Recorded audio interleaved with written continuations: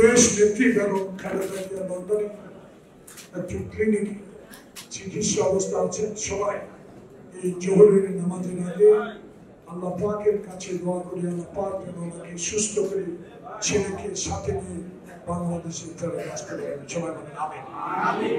নতুন করে চাঁদাবাজদেরকে ক্ষমতায় আনা যাবে না। কিসের শক্তির বিনিময়ে সব কথা বলেন? শহীদের আদর্শের সামনে কি এখনো মরে গেছে? এখনো জিন্দা আছে। মিত্র ছিলেন, শত্রু হয়ে না দয়া করে। এই মুহূর্তে যখন আমার নেতা তারেক রহমান বলেছে 16 বছর ধৈর্য ধরেছে, আর কয়েকটি দিন ধৈর্য ধরে।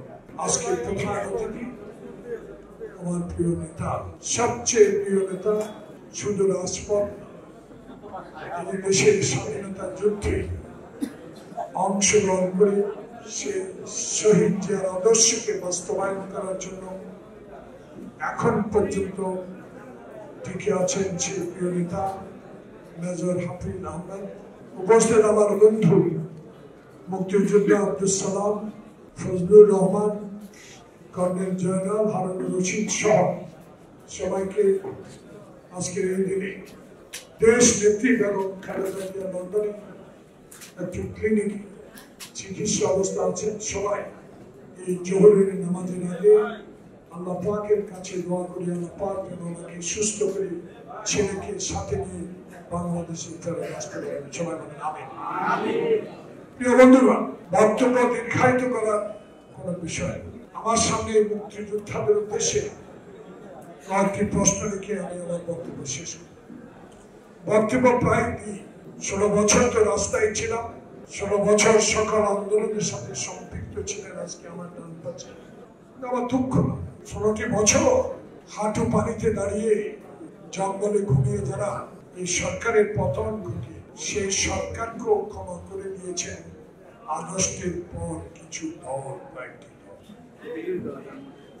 আমি নাম উল্লেখ করতে চাই, আমি আমার সহযোদ্ধাদের পক্ষ থেকে দুঃখ প্রকাশ করতে চাই। ক্ষমা করার অধিকার আপনাকে কে দিয়েছে? আবার বলেন নতুন করে চাঁদাবাজদেরকে ক্ষমতায় আনা যাবে। কিসের শক্তির বিনিময়ে সব কথা বলেন? শহীদের আদর্শের সামনে কি এখনো মরে গেছে?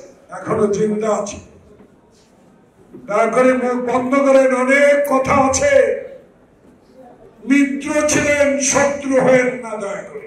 শত্রুর মতো কথা বলা বন্ধ করেন।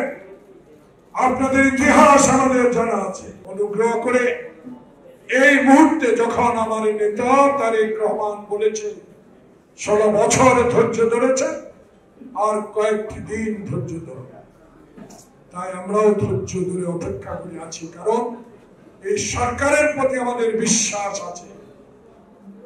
এই সরকারকে আমরা সমর্থন করেছি, বিশ্বাসও রেখেছি। এই জন্য 91 মতো একটি সুষ্ঠু নির্বাচনের মাধ্যমে যেসব দলগুলো আমরা 16 বছর সকল অত্যাচার সহ্য করে আন্দোলন করেছি, সে আন্দোলনের সূত্রপাত করেছি, সেই দলগুলো একটি নিরপেক্ষ নির্বাচনের মাধ্যমে আসবে। ঠিক এই মুহূর্তে এসব বলে ষড়যন্ত্র সৃষ্টি করে নয় প্রকৃতির মতো আবার এই সরকারকে নির্বাচনের জন্য বিলম্বিত করবেন।